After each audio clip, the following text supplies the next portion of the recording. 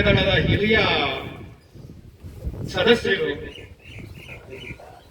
ಅಲ್ಲ ಬೇಕಿತ್ತು. ಯಾಕೆ ಅಂದ್ರೆ ಅವ್ರು ಈಗೂ ಕೂಡ ಅವ್ರು 60 ದಾಟದವರು ಕೂಡ ಈಗೂ ಯುವಕರ ತರ ರಾಜ್ಯ ಎಲ್ಲ ನಮ್ ಜೊತೆ ಸೈಕಲ್ ಅಲ್ಲಿ ಸುತ್ತಿದ್ದಾರೆ. ಕನ್ನಡದ ಬಗ್ಗೆ ಜಾಗೃತಿ ಮೂಡಿಸ್ಕೊಂಡು ನಾವು ರಾಜ್ಯ ಎಲ್ಲ ಶಾಲಾ ಕಾಲೇಜುಗಳಿಗೆ ಭೇಟಿ ನೀಡಿ ಅಲ್ಲಿ ಒಂದು ಉಪನ್ಯಾಸವನ್ನು ನೀಡಿ ಜಾಗೃತಿ ಮೂಡಿಸ್ಕೊಂಡು ಬಂದಿದ್ದೀವಿ.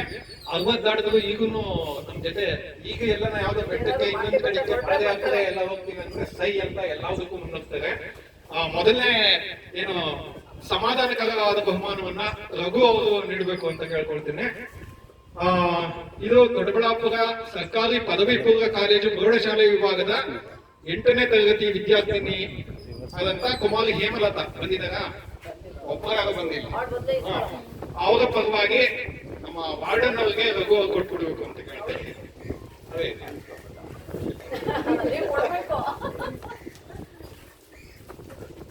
ಹೆಂಗೆ ಹೆಂಗೆ ಬುಕ್ಕು ಮುಂದೆ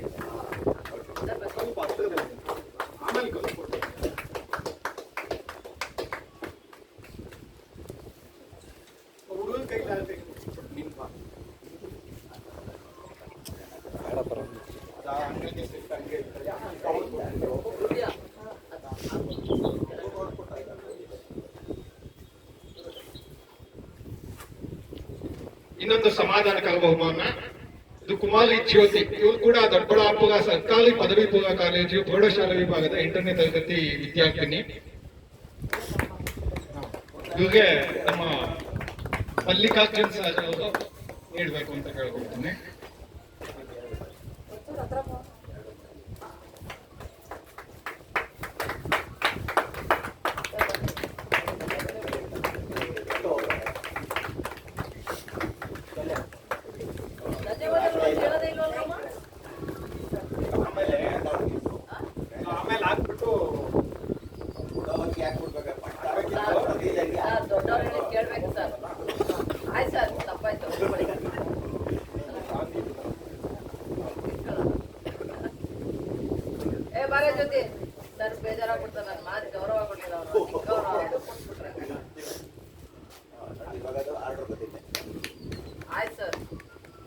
ಈಗ ತೃತೀಯ ಬಹುಮಾನ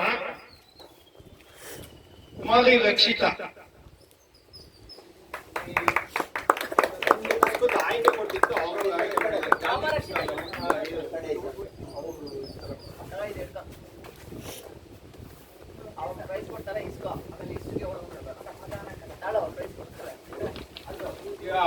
ಜಾಕೀರ್ ಹುಸೇನ್ ಸರ್ ಅವರು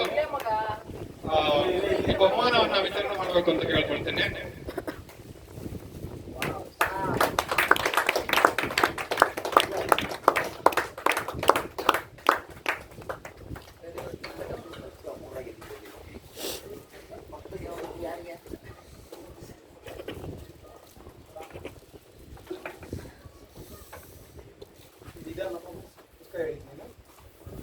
ಒಂದು ಪುಸ್ತಕ ಆಯ್ಕೆ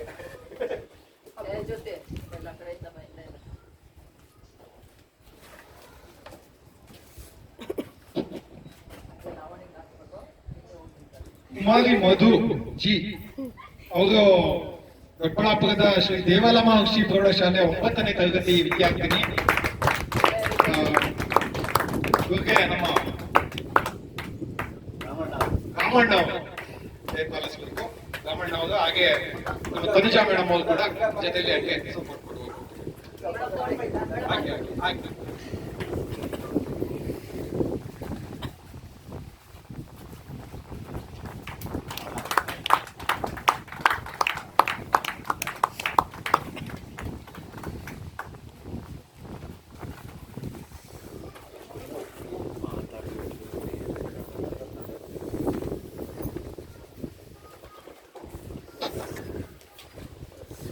ಮೊದಲನೇ ಬಹುಮಾನ ದೊಡ್ಡಬಳ್ಳಾಪುರ ಸರ್ಕಾರಿ ಪದವಿ ಪೂರ್ವ ಕಾಲೇಜು ಪ್ರೌಢಶಾಲೆ ವಿಭಾಗದ 10ನೇ ತರಗತಿ ವಿದ್ಯಾರ್ಥಿನಿ ಕುಮಾರಿ ಲಾವಣ್ಯ ಎಂ. ದಯವಿಟ್ಟು ನಮ್ಮ ಎಲ್ಲಾ ತಂಡದವರು ನಾಗರಾಜ್ ಇವಾಗ ನಾಗರಾಜ್ ಬರಬೇಕು. ಆಮೇಲೆ ಒಟ್ಟಿಗೆ ಎಲ್ಲರೂ ಸೇರಿ ಕೊಡೋಣ.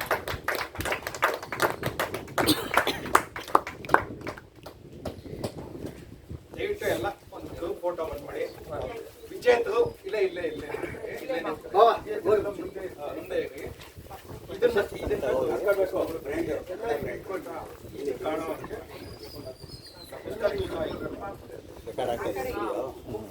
ನೋಡಿ, ಒಂದು 25-50 ವರ್ಷ ಆದ್ರೂ ಏನು ಹಾಳಾಗಲ್ಲ.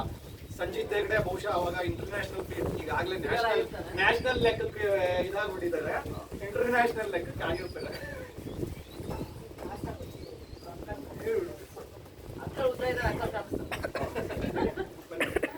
ನಾಗಣ್ಣ ನಿಮ್ ಶಾಲೆಯಲ್ಲಿ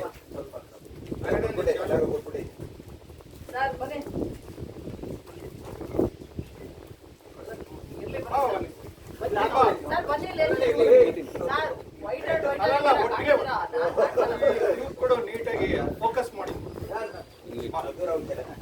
2, 3, 4 ಅರ್ಧಗಂಟೆ ಶೇಖರ, ಅರ್ಧಗಂಟೆ ಹಿಡಿ ಅದು ವಿಡಿಯೋ ಬಂದ್ಬಿಡೋದು.